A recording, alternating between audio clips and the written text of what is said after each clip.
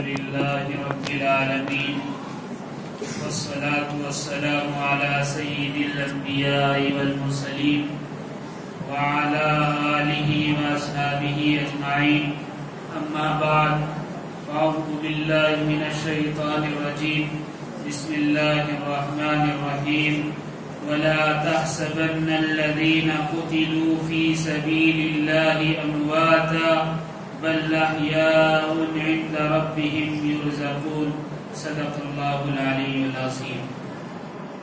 حضرات گرامی، آج جو قرآن کریم تلاوت کیا گیا ہے اس میں سے ایک چھوٹی سی آیت میں نے ابھی آپ کے سامنے پڑھی ہے۔ ظاہراً تو اس سے معلوم ہوتا ہے کہ اللہ رب العزت شہداء کی فضیلت بیان فرما رہے ہیں۔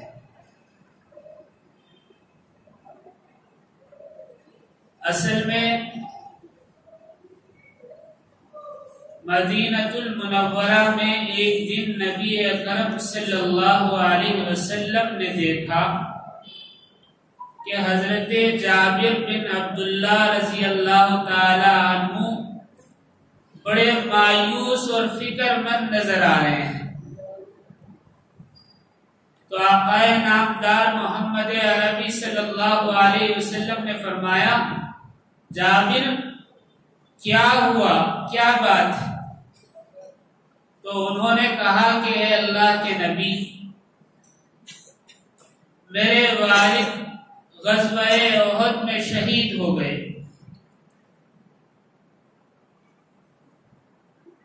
وہ تو شہید ہو گئے اور جنت کو چلے گئے، لیکن اپنے پیچھے بہت سارا قرض اور اہل و عیال کو چھوڑ گئے ہیں جو میری جان پر آ پڑا ہے۔ تو نبی کریم صلی اللہ علیہ وسلم نے ان کو تسلی دلائی اور فرمایا، کیا تمہیں میں یہ خوشخبری نہ سناؤں کہ اللہ رب العزت جس سے بھی ملتے ہیں پردے کے ساتھ ملتے ہیں، یعنی درمیان میں پردہ ہوتا ہے، پردے کے باہر رکھتے ہیں جس سے بھی ملنا ہوتا ہے۔ لیکن تمہارے والد ایسے ہیں کہ اللہ رب العزت نے شہادت کے بعد انہیں بغیر پردے کے ملوایا اپنے آپ سے، یعنی کوئی پردہ نہیں تھا، بغیر پردے کے اللہ رب العزت سے تمہارے والد نے ملاقات کی۔ اور پھر نبی کریم صلی اللہ علیہ وسلم نے تفصیل بیان فرمائی اور کہا کہ حضرت عبداللہ سے، یعنی تمہارے والد سے اللہ نے پوچھا تم کیا چاہتے ہو، مانگو، کیا مانگتے ہو؟ تو تمہارے والد نے کہا، اے اللہ مجھے دوبارہ دنیا میں بھیج دے تاکہ میں دوبارہ شہید ہو سکوں۔ تو اللہ رب العزت نے ارشاد فرمایا، نہیں، اس لیے کہ میں نے شروع میں ہی فیصلہ کر لیا تھا کہ جو آ جائے گا وہ واپس نہیں جائے گا، یہ تو نہیں ہو سکتا، کچھ اور؟ تو حضرت عبداللہ نے کہا، اے اللہ میرے اس حال کی خبر، یعنی میں جس کیفیت میں ہوں اس بات کی خبر میرے اہل و عیال کو فرما دیجیے۔ اور یہ بات نبی کریم صلی اللہ علیہ وسلم حضرت جابر سے فرما رہے ہیں، یعنی ان کے والد کی ساری کیفیت نبی کریم صلی اللہ علیہ وسلم نے بیان فرمائی۔ اور پھر یہ آیت پڑھی جو میں نے آپ کے سامنے پڑھی تھی، وَلَا تَحْسَبَنَّ الَّذِينَ قُتِلُوا فِي سَبِيلِ اللَّهِ أَمْوَاتًا بَلْ أَحْيَاءٌ عِندَ رَبِّهِمْ يُرْزَقُونَ، یعنی جو لوگ اللہ کے راستے میں شہید ہو جاتے ہیں، قتل کر دیے جاتے ہیں، ان کو مردہ مت سمجھو بلکہ وہ زندہ ہیں اور اپنے رب کی طرف سے رزق پا رہے ہیں۔ یہ واقعہ سنا کر نبی کریم صلی اللہ علیہ وسلم نے یہ آیت تلاوت فرمائی، یعنی حضرت جابر سے جب آپ بات کر رہے تھے اس وقت یہ آیت نازل ہوئی۔ اللہ اکبر۔ شہید کسے کہتے ہیں؟ عام معنی تو یہ لیے جاتے ہیں جو اللہ کے راستے میں اپنی جان قربان کر دے، وہ شہید ہے، یا جو وطن کی حفاظت کے لیے جان دے دے وہ شہید ہے، یا وہ طالب علم جو علم حاصل کرنے کے لیے اپنے گھر سے نکلے اور واپس نہ آئے یعنی انتقال ہو جائے تو وہ شہید ہے۔ اس سلسلے میں نظر بن شمیل رحمۃ اللہ علیہ فرماتے ہیں کہ شہید شاہد سے ہے، یعنی جنت میں حاضر رہنے والا۔ اور علامہ قرطبی فرماتے ہیں کہ یہی قول بالکل درست ہے، یعنی یہ بالکل سچی بات ہے۔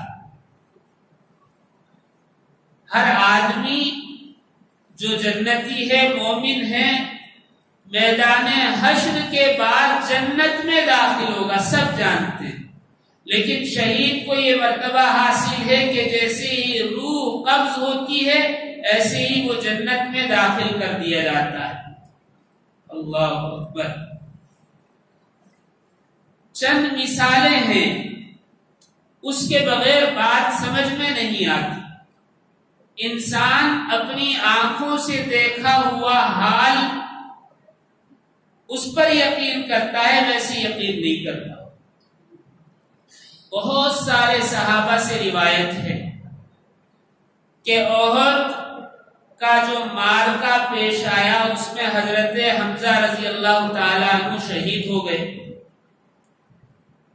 پورے 40 سال کے بعد حضرت حمزہ رضی اللہ تعالیٰ عنہ کی قبر میں یا تو پانی آ گیا یا اوپر سے پانی بہہ کر گیا جس سے مٹی ہٹ گئی۔ سارے صحابہ موجود ہیں، بہت سارے صحابہ نے اسے روایت کیا ہے کہ ہم نے دیکھا کہ پوری کی پوری لاش یعنی ٹکڑوں میں حضرت حمزہ کے اعضاء تھے، سارے اعضاء بالکل صحیح سالم تھے۔ اللہ، پورے 40 سال بعد، یہ تو صحابہ کے زمانے کی بات تھی۔ اس کے بعد ابن عساکر بیان کرتے ہیں کہ حضرت حمزہ رضی اللہ تعالی عنہ کی قبر کے اوپر سے جب بارش زیادہ ہوئی اور پانی بہا تو مٹی ہٹ گئی اور پاؤں نظر آنے لگے،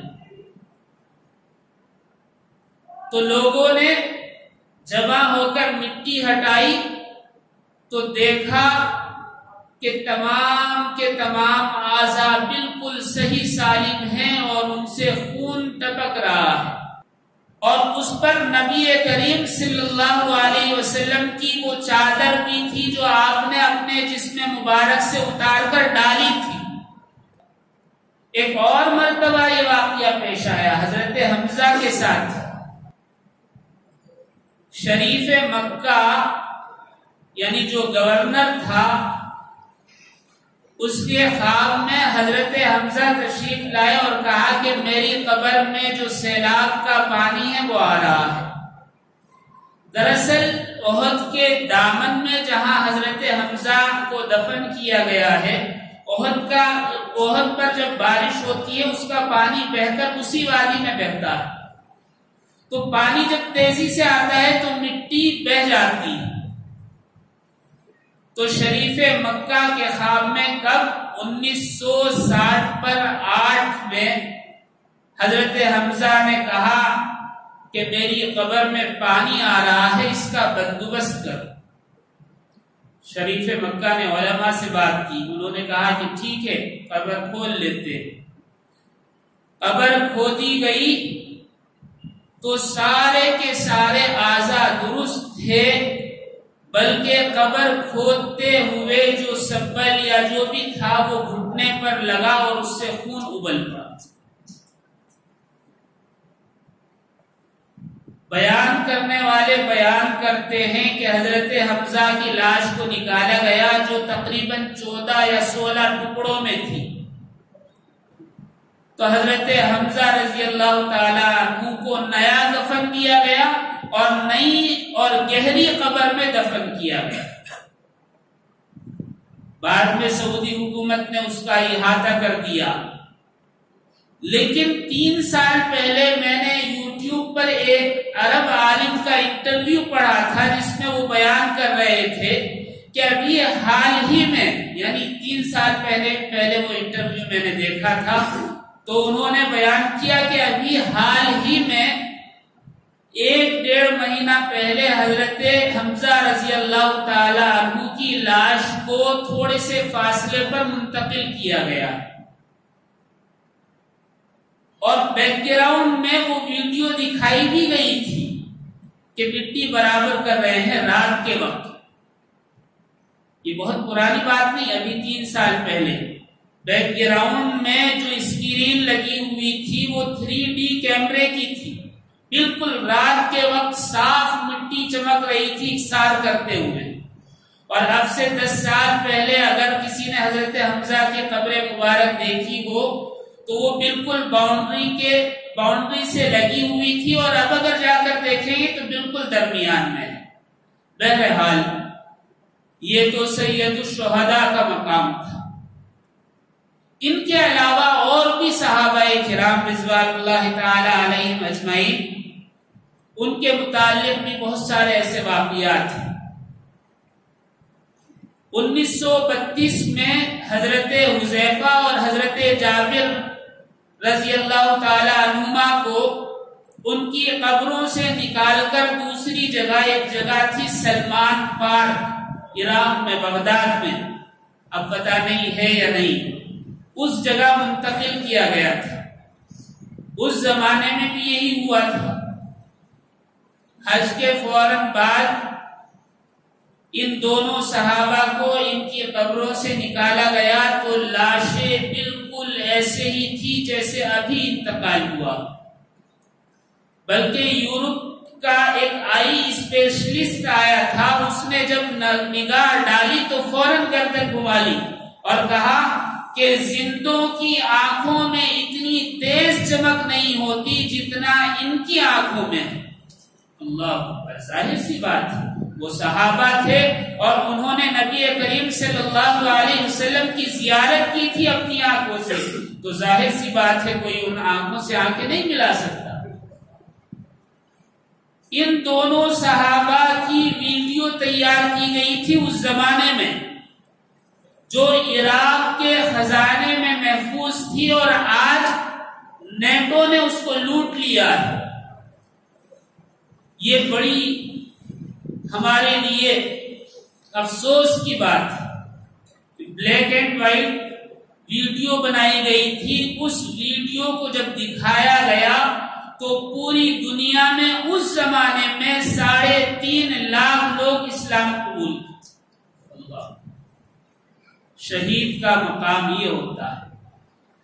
اور ابھی فی الحال حال ہی میں جو سیریا میں بمباری ہو رہی ہے اس میں بہت سارے صحابہ کے مزار کھل گئے، جن میں حضرت زہیر بن قیس رضی اللہ تعالی عنہ اور حضرت حجر بن عدی رضی اللہ تعالی عنہ، اسی طرح حضرت خالد بن ولید رضی اللہ تعالی عنہ، ان کے مزارات کھل گئے تو دیکھا لاشیں بالکل ایسے ہی ہیں، بالکل صحیح ساری۔ بلکہ جب زہیر بن قیس رضی اللہ تعالی عنہ کے مزار پر بمباری ہوئی اور مزار منہدم ہوا تو کچھ اینٹیں حضرت زہیر کی پیشانی پر لگی اور اس سے خون ابلنا شروع ہو گئے۔ اور پرانی بات نہیں بتا رہا ہوں، ابھی 1-1.5 سال پرانی بات، صرف یہ صحابہ کا مقام تھا۔ لیکن جسے اللہ تعالی شہادت کے رتبے پر فائز فرما دے تو اللہ تعالیٰ اس کو بھی نوازتے ہیں. ایسا نہیں ہے کہ یہ صرف صحابہ کے لیے مخصوص ہے، نہیں.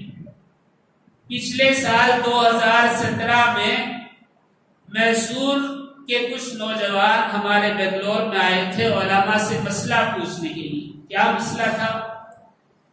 ایک عورت کو دفن کیا تھا، اس کے متعلق اچھی رائے کوئی نہیں رکھتا تھا، یہ سمجھتے تھے کہ بری عورت ہے، لیکن بیک گراؤنڈ کیا تھا کچھ خبر نہیں. لیکن دفنا دیا، دفنانے میں بھی کوئی زیادہ لوگ شریک نہیں ہوئے کہ پتہ نہیں کیسی عورت تھی، کیا ضرورت اس کے نماز جنازہ میں جانے کی. چند نوجوانوں نے دفنایا. 6 مہینے کے بعد اس کی قبر کے برابر میں ایک اور قبر کھودی جا رہی تھی. اندازہ نہیں ہوا قبر کھودنے کا. جب قبر کھودی گئی اور سبل مارا گیا تو اچانک ہلکی سی آواز آئی تو مٹی جلدی سے ہٹا کر دیکھا تو بالکل صحیح سالم کفن میں وہ عورت لیٹی ہوئی ہے اور اس کی ران میں سبل گھس گیا ہے اندر. پچھلے سال کا واقعہ، بہت پرانا نہیں. تو یہ مسئلہ پوچھنے کے لیے آئے تھے کہ وہ سبل ایسے ہی گھسا ہوا ہے، ہم کیا کریں. تو علماء نے بیان کیا کہ ایسے ایسے کر لیں، یعنی نکال کر اسے بند کر. بہرحال یہ تو اب کا واقعہ ہے. آپ نے صدام حسین کو دیکھا بھی ہوگا، سنا بھی ہوگا. بہت پرانی بات نہیں ہے، قریباً 8 یا 10 سال پہلے پھانسی ہوئی تھی. 1 مہینہ پہلے عراق کی حکومت کے طیاروں نے، فائٹر جو جیٹ ہیں، انہوں نے صدام کے مزار پر بمباری کی. سب جانتے ہیں صدام کو کہ کلمہ پڑھتے ہوئے پھانسی کا پھندا اپنے گلے میں ڈالا تھا. اس کی زندگی کیسی گزری نہیں پتا، اچھی تھی نہیں، اللہ تعالیٰ جانتے ہیں، لیکن آخر بہت اچھا رہا. کلمے والی موت نصیب ہوئی. اللہ تعالیٰ نے سب کو دکھا دیا کہ وہ شہید ہے. لیکن ابھی 1 مہینہ پہلے جب فائٹر جیٹوں نے بمباری کی اوپر سے تو سارا مزار کھل گیا، تباہ ہو گیا. تو ایسے میں قریب میں جو لوگ آباد تھے انہوں نے جلدی سے جا کر وہاں سے تابوت نکال لی. اور جب تابوت کو کھولا تو لاش بالکل جو کی تو تھی اور چہرے پر، گالوں پر جو زخم تھے ان پر خون تازہ تھا، رس رہا تھا. اور جو کفن تھا اس کفن پر وہ خون لگ رہا تھا بار بار. جیسے کفن ہٹاتے تھے پھر ڈھک دیتے، پھر ہٹاتے پھر ڈھک دیتے، تو وہ خون بار بار لگ رہا تھا. اخبارات میں اور نیوز چینلوں پر آیا کہ صدام کی لاش غائب ہو گئی. غائب نہیں ہوئی بلکہ مقامی لوگوں نے اس کو نکال کر باقاعدہ مسجد میں نماز ادا کی اور پھر دوسری جگہ لے جا کر دفن کیا. یوٹیوب پر سب موجود ہے. تو یہ آنکھوں دیکھا حال شہداء کے متعلق ہمارے سامنے موجود ہے. قرآن کریم کی میں نے جو آیت پڑھی ہے، وَلَا تَحْسَبَنَّ الَّذِينَ قُتِلُوا فِي سَبِيلِ اللَّهِ أَمْوَاتًا، جو اللہ کے راستے میں شہید ہو جاتے ہیں ان کو ہرگز ہرگز مردہ مت سمجھو، بل احیاء، بلکہ وہ زندہ ہے. عند ربهم یرزقون، صرف زندہ نہیں ہے بلکہ اپنے رب کے پاس رزق بھی پا رہے ہیں. اس سلسلے میں علماء نے بہت سارا کلام کیا ہے.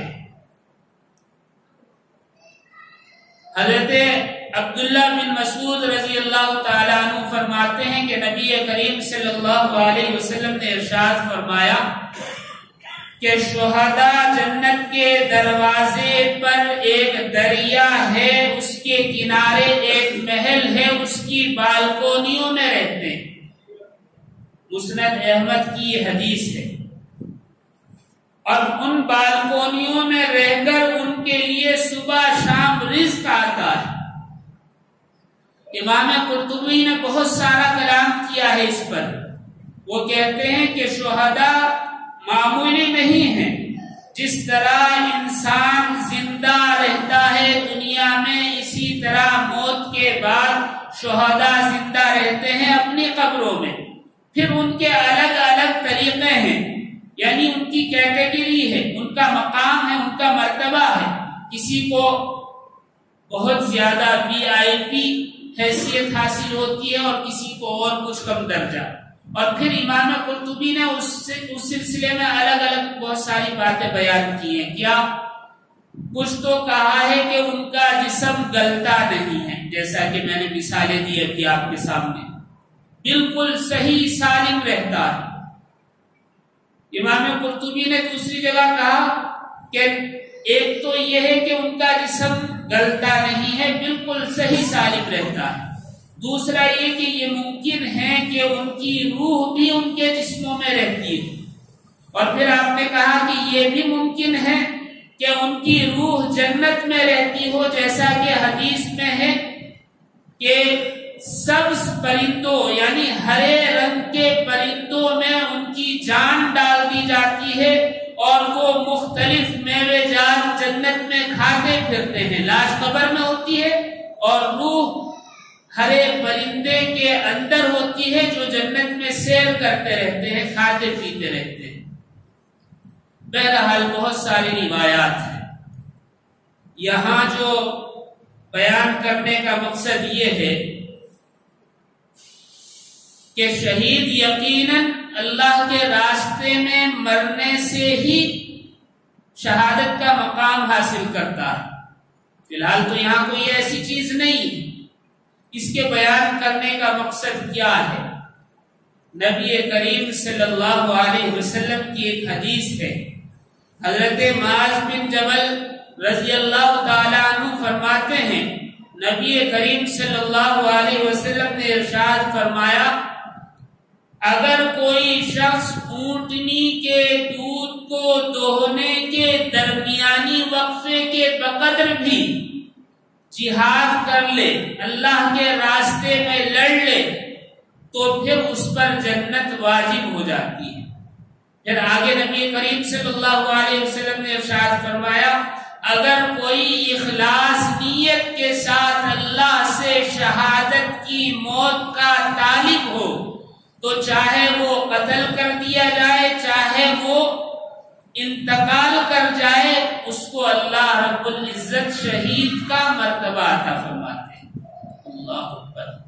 یہ حدیث ابو داؤد، ترمذی، نسائی وغیرہ میں موجود ہے، بالکل صحیح روایت ہے.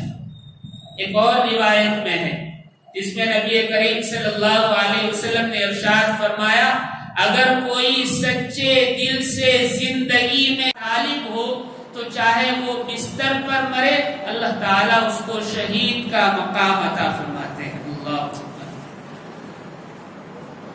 شہید بہت سارے ہیں، ہمارے لیے ان کے سلسلے میں کیا حکم ہے؟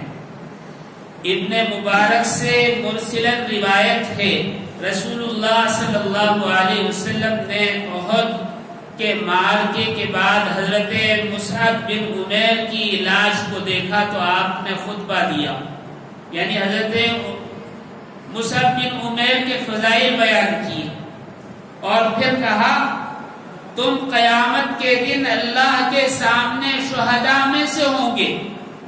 اور پھر فرمایا لوگوں کو مخاطب کر کے کہ اے لوگوں، تم ان کے پاس آیا کرو. ان سے مراد یعنی شہیدوں کے پاس، یعنی جب دفن کر دیے جائیں تم ان کے پاس آیا کرو، ان کی زیارت کیا کرو، ان کو سلام کیا کرو. پھر نبی کریم صلی اللہ علیہ وسلم نے اس طرح قسم کھائی، قسم ہے مجھے اس ذات کی جس کے قبضے قدرت میں میری جان ہے، قیامت کے دن تک جو بھی انہیں سلام کہے گا یہ اس کا جواب دیں گے. اللہ اکبر. اللہ. یہ ہے شہداء کا مقام. اور پھر آخرت میں ان کے کیا فضائل ہیں وہ ایک لمبی چوڑی تفصیل ہے. بہرحال اس آیت سے معلوم ہوا کہ جہاں کوئی شہید ہے اس پر حاضر ہو کر سلام کرنا چاہیے، اس کا جواب ہمیں ملے گا. تو روز قیامت ہمارے لیے بھی گواہی ہوگی کہ ایک شہید نے ہم پر سلامتی کی دعا پڑھی ہے. اللہ تعالی ہم سب کو کہنے سننے سے زیادہ عمل کی توفیق بخشے. وآخر دعوانا ان الحمدللہ.